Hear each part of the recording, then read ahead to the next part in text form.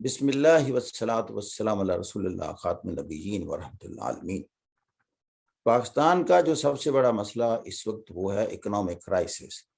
اور economic crisis نہیں بلکہ اس سے بھی زیادہ ورسٹ کرائسس، دیٹ از کہ there is a possibility of Pakistan going into default condition. تو پاکستان جو ڈیفالٹ کنڈیشن کے بارے میں کیا صورتحال پیدا ہو گئی؟ ڈیفالٹ اس وقت ملک قرار پاتا ہے جب اس کی جو لائبلٹیز ہیں، جو آلریڈی لون لیے ہوتے ہیں اور ان کے قرضے یا انسٹالمنٹس واپس کرنی ہوتی ہیں، جب کوئی ملک اس قابل نہ ہو اور یہ ڈکلیئر ہو جائے کہ اس میں اب ایبلٹی نہیں ہے کہ جو اس نے آلریڈی قرضے لیے ہوئے ہیں اس کو وہ ادا کر سکتا ہے، یا دنیا سے جو اس نے امپورٹس کرنی ہے اس کے پاس کیش ہی نہیں ہے، تو پھر اس کو کوئی ملک قرضہ نہیں دیتا، کوئی اس سے ڈیل نہیں کرتا، یعنی اس کا اعتماد یا کریڈیبلٹی انٹرنیشنلی اٹھ جاتی ہے۔ پاکستان انہی حالات سے دوچار ہے۔ پولیٹیکل گورنمنٹس نے پوری کوشش کی کہ اس کو سعودی عربیہ، چائنا یا اور جو ممالک ہیں جن سے اس کا پولیٹیکل کمرشل ماضی میں رہا ہے وہ اس کو مدد کریں یا اس صورتحال میں اس کو پیسے دیں، تو سب نے انکار کر دیا۔ سچویشن یہ ہو گئی ہے اس وقت کہ ہمارا جو افراط زر ہے وہ ایک انالیسز کے مطابق 21% کے قریب افراط زر ہو گیا۔ یہ پاکستان میں آج تک اتنا زیادہ افراط زر کبھی بھی نہیں ہوا انفلیشن ریٹ، اور پھر اکارڈنگلی جب اتنا افراط زر ہوتا ہے پھر مہنگائی بھی اکارڈنگلی بہت زیادہ ہوئی ہوتی ہے، اور پھر روپیہ اپنی قدر کھو چکا ہوتا ہے۔ یہی آپ نے دیکھا کہ روپیہ اپنی قدر کھو چکا ہے اور تیزی سے مزید کھو رہا ہے۔ اگر اس کی ڈالر ایکسچینج ریٹ 250 ہو تو یہ بھی پاکستان کی تاریخ میں کبھی نہیں ہوا۔ خدشات اور ڈر یہ پیدا ہو رہے ہیں کہ یہ جس سپیڈ کے ساتھ روپے کی قدر کم ہو رہی ہے، اگر یہ 300 سے کراس کر گیا اور 350 کے قریب چلا گیا تو اس وقت پاکستان سٹنلی ایک ڈیفالٹ کنڈیشن میں ہوگا۔ اب یہ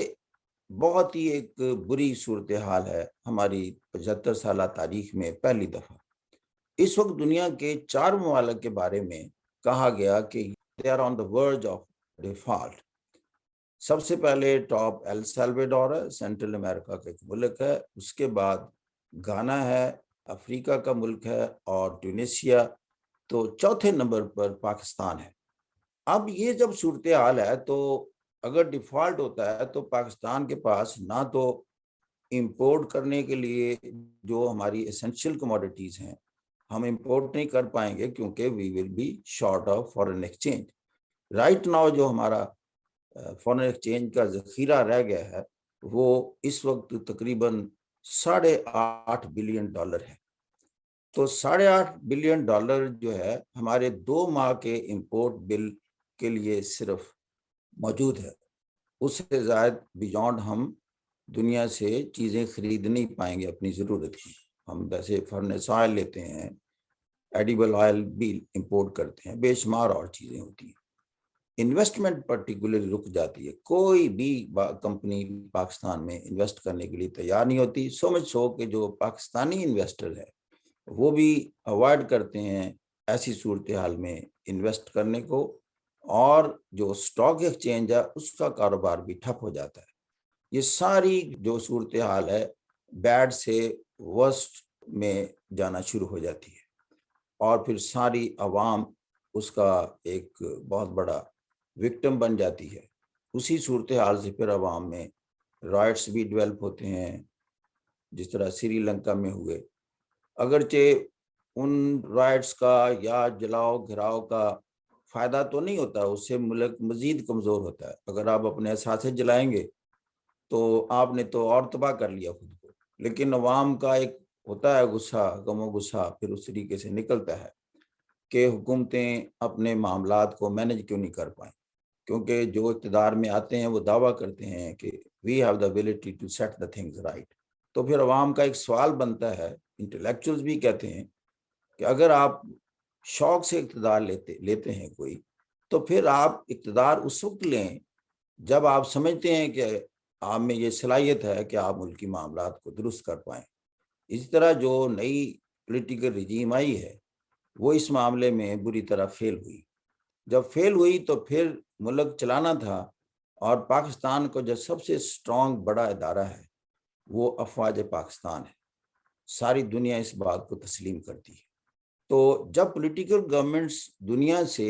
قرضہ مزید لینے میں ناکام ہو گئی اور ڈیفالٹ سے بچانے میں ایک قسم ناکام ہو گئی، تو پھر یہ پہلی دفعہ بڑی افسوسناک چیز ہوئی، ہمیں دکھ بھی ہوا کہ ہمارے اتنے بڑے ادارے کا سربراہ کہہ لیں، کمانڈر چیف، انہوں نے American deputy secretary of state کو کال کی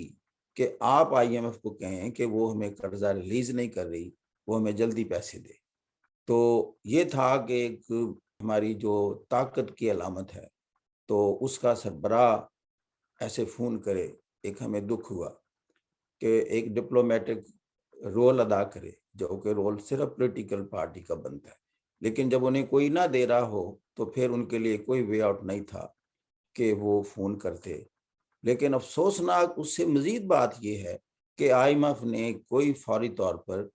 رقم پاکستان کو نہیں دی، بلکہ 3 ہفتے کے لیے ڈیفر کر دی کہ ان کی جی وہ اینول جو ہے وہ بریک ہوتی ہے۔ اب پاکستان کے لیے ایک ایک دن اہمیت رکھتا ہے، اور امریکہ نے بھی ابھی ویٹ کر رہا ہے۔ یعنی یوں لگ رہا ہے کہ انٹرنیشنل اسٹیبلشمنٹ جو ہے وہ بھی پاکستان کے مزید حالات خراب ہوتے جو ہے ان کو صحیح لگ رہے ہیں، تاکہ پاکستان اتنا کمزور ہو جائے کہ پھر اپنی ڈکٹیشنز اور مرضی سے یہ ملک چلائے۔ تو یہ ایک صورتحال ہے۔ اب اگر مختصر طور پر بات کی جائے کہ اس صورتحال میں ہم کیوں گئے اور پھر اس سے نکلنے کا طریقہ کار کیا ہے، ایک کنسیڈرڈ ویو ہے کہ ہم اس صورتحال میں دوچار ہوئے خاص طور پر پولیٹیکل انسٹیبلٹی کی وجہ سے۔ تو ملک میں 2 ووٹوں کی اکثریت سے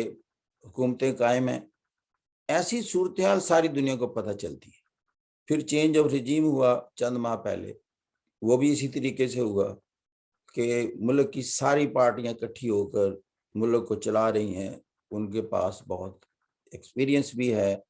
عوامی وہ سپورٹ کا بھی دعویٰ کرتی ہیں۔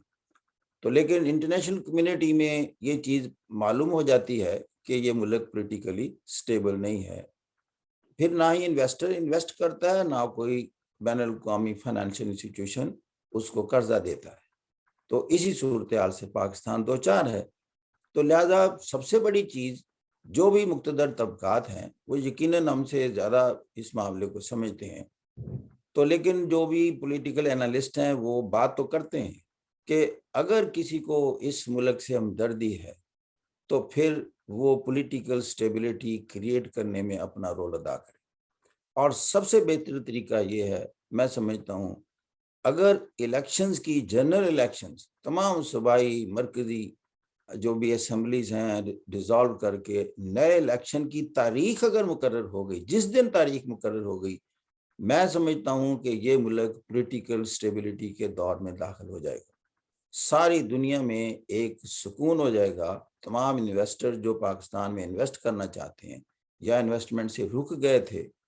وہ سارے کے سارے ویٹ کریں گے کہ it's a matter of months only now, اس لیے کہ پاکستان میں انویسٹمنٹ کچھ لوگوں کی خواہش بھی ہے۔ پاکستان میں بہت بڑا پوٹینشل ہے،